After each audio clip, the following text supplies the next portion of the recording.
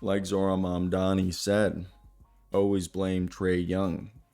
Now let's get into today's video and talk about the Knicks versus the Hawks. What do you guys expect and why? I think this is going to be one of the most fun series in the playoffs. Let me hear your thoughts. Who's going to win and how many games and why? Expectations, projections, outlooks, anything in between that. I'd like to hear what you guys have to say. We're on the way to 20,000 subscribers. I can't get there without your guys' help. So hit that subscribe button and let's get right into today's video. I love Quinn Snyder. I always have. I like talking to him. I also like Mike Brown. I'm scared that I feel like Mike Brown more likely, less likely than Quinn Snyder, depending, like if the Hawks get swept, I could see Quinn maybe getting fired, but I think if the Knicks just lose in the first round, I don't know what's going to happen with Mike Brown. Now, this first round series between the number 3 Knicks and the number 6 Atlanta Hawks, New York enters with the stronger full season resume, but Atlanta has enough offensive versatility and wing depth play to make this a real series. The Knicks finished 53-29, ranked 3rd in offensive rating, 7th in defensive rating, had a plus 6.5 net rating, which ranked 5th in the league. Atlanta finished 46-36, ranked 14th in offensive rating, 9th in defensive rating, and posted a plus 2.4 net rating, which ranked 12th. The Knicks also had a better expected record at 56-26, while the Hawks came in at 47-35. Over an 82 game series or season, my apology, the Knicks have, on paper, separated themselves and are a contender. Still, this matchup is not as simple as the on paper record suggests. Atlanta plays faster, moves the ball better, and can pressure New York with lineup versatility and just a bunch of depth in a way that I don't think the Knicks have the positionality to match up with. The Hawks rank 5th in pace at 101.7, while the Knicks ranked just 27th at 96.8. That stylistic contrast is going to shape the series. Atlanta wants to flow, 7-second offense, drive and kick, kill them in transition. New York wants to slow it down, be methodical, play in the half court and execute, play with fewer total possessions. If the Hawks are able to speed up the game every night, that could swing the series. If the Knicks keep it in the half court, slow it down, and just grit and grind, the matchup tilts towards New York. And the season series reflected that tension. New York won the first meeting in December, Atlanta responded in January, and the Knicks then took the final meeting in April, 108-105. And most of these games were decently close. All three of them, I think, were competitive. While alone, it suggests that Atlanta is live enough to steal a couple games, even if New York remains the better team overall. The Knicks have the better offensive centerpiece. Jalen Brunson, dark horse MVP candidate, averaged 26 points and 7 assists in 35 minutes. He gives New York exactly what a playoff team needs most, a guard who can organize the offense, create late clock shots, and control tempo, shooting 47% from the field, 37% from 3. He's central to everything the Knicks do on the offense, and the front court fit around him is just as important.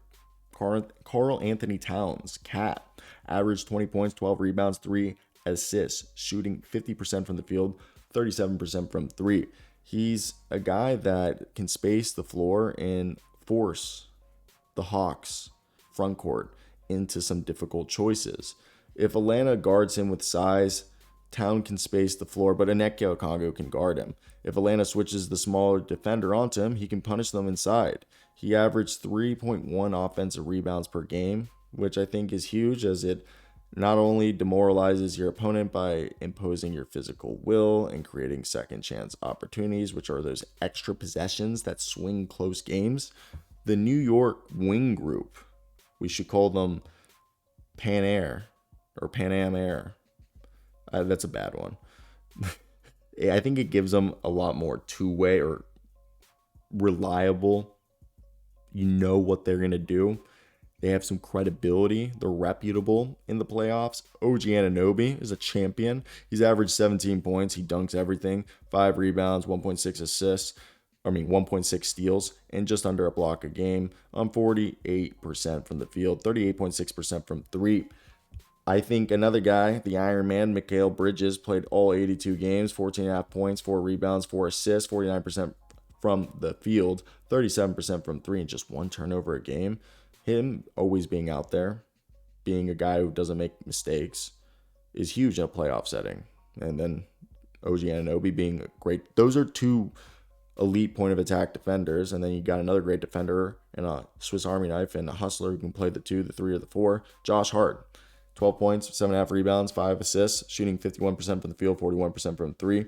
His rebounding from the wing position is huge. It complements perfectly with Towns and Brunson because it lets New York finish possessions and push semi-transition without sacrificing size. That two-way balance shows up in the team's numbers.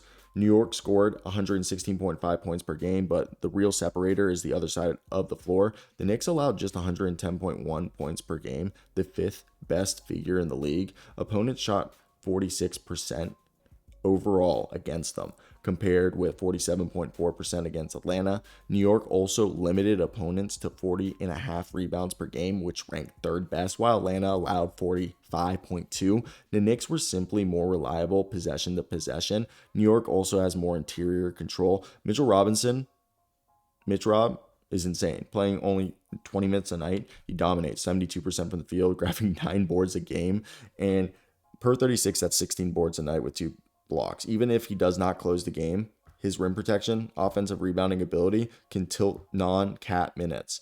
And that gives Mike Brown a real change-up player behind their star center. The backcourt depth also favors New York. Deuce McBride averaged 12 points, 41% from 3.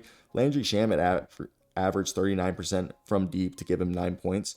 And Jordan Clarkson, 9 points in 18 minutes a night. He's just an absolute dynamic scorer who can create his own offense, former 6th man of the year. Then they got a Pitbull and Jose Alvarado. Grand Theft Alvarado averaged 6.6 points and 4 assists in that defense pass first role, bringing 94 feet full court defensive pressure and energy. That gives New York multiple ways to survive bench stretches without losing space, guard play, or shooting. Atlanta is not built like a typical number 6 seed. The Hawks play faster, score more, and pass more than New York. They average just under 119 points per game, which ranked 6th in the league. They led the NBA in assists at 30.1 per game. I think that matters in a matchup because the Knicks prefer to grind teams down in the half court. Atlanta has enough playmaking to disrupt that rhythm. The offensive engine was Jalen Brunson with his breakout all-star campaign and probably going to be an all-NBA player, averaging 22.5 points, 10 rebounds, 8 assists on 49% from the field. He's an absolute dog. If you look at the advanced numbers, it reinforces how complete and he was Atlanta's best all-around player and the one Hawk who most clearly bends the game on both ends in this series. Johnson is the player most likely to force New York into matchup adjustments because he can initiate offense, attack the glass, defend multiple positions, and create for his shooters.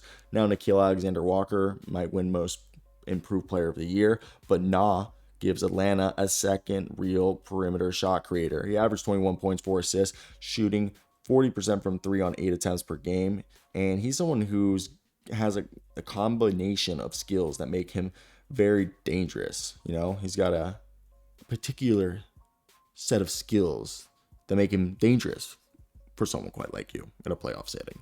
He does not need a high volume of touches to impact the game because he can score off the catch, punish closeouts, and convert late shot clock jumpers.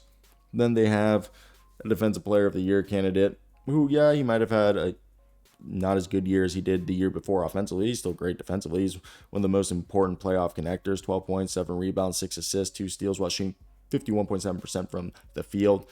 Dyson Daniels is not a floor spacer given the 18.8% mark from 3 this year, but his slashing, passing, and rebounding and just defensive ability create that guy who's going to constantly punish the opponent, the Knicks, whoever they want. And it's crazy that he shot 18% this year after being career 33, 32%. But his slashing, passing will help his offense. And then the defense gives Atlanta, defense is the best kind of offense. And it's kind of pressure point that they need. His almost 3% steal rate and 1.8 defensive BPM shows that he's a agent of chaos that creates defensive havoc. And if he can turn defense into transition, that offense makes Atlanta much more dangerous. And then Atlanta also has a lot of front court flexibility. Onyeka Okongwu averaged 15 points, 8 rebounds, 3 assists, 1.1 steals, and 1.1 blocks, hit 38% of his threes, 5.2 attempts. And that's going to be huge because a center who can space the floor forces Towns and Mitchell Robinson into tougher closeout decisions, opens up driving lanes for Johnson and Dyson Daniels or Nickeil Alexander-Walker, CJ McCollum. And the other thing, Onyeka Okongwu is a great defender, and his mobility allows him to guard and switch, makes his team positionless. And I think the lineup variation is way, way more important to this because of the versatility that Atlanta has. CJ McCollum averaged 19 points and 4 assists in the 41 games with the Hawks. He gives the Hawks another self-created shot source in the half court. And yeah, I know Reese Shea got benched, but the 10 points and 37% from 3, which he can be a guy who can be a floor spacer for this team. And Corey Kispert averaged 9 points and can stretch the defense as well. That's a lot of shooting to put around Johnson and Daniels. And the Hawks finished the season on a better run than their middle stretch suggests. From March 1st through April 10th, they went 16-2, including wins over Milwaukee twice, Boston twice, Cleveland, Orlando twice, Memphis, Dallas twice, and Golden State. And they were scoring at a huge rate. They had 135 points, 131, 125, 124, 122, 124, 135, 126, 146, 130, 123, 130, 141, and 124 in some of the wins during that stretch. I think the offensive surge matters because it shows that the ceiling Atlanta can reach when their players are available and the ball starts moving is huge. So to me, when we look at these teams, there's a lot of things that are going to happen. Can Atlanta defend Brunson without overhelping? Can New York deal with Jalen Johnson's all-around game? What happens in the Cat Onyeka Okongwu matchup? Who wins the wing possession battle? Is there going to be an injury? I think OG Anunoby, Josh Hart, Deuce McBride, Mitchell Robinson are huge for the Knicks. Dyson Daniels, Onyeka Okongwu, and maybe even Corey Kispert are the guys that are going to be huge, because if Kispert can get hot in a couple games, Atlanta offense becomes much harder to contain. So Atlanta has enough to make this a real first round problem, and Atlanta can steal games with pace, movement, and shot making, but New York should win, I think, in 6 due to the possession battle, execution better in late shot clock situations, and just being a top 3 offense with a top 10 defense and being able to control this. But yeah, so that's my thoughts on that one. I think they should be able to win this. If not, Mike Brown's getting fired. What do you guys think if you made it to the end of the video? Let me know. But yeah.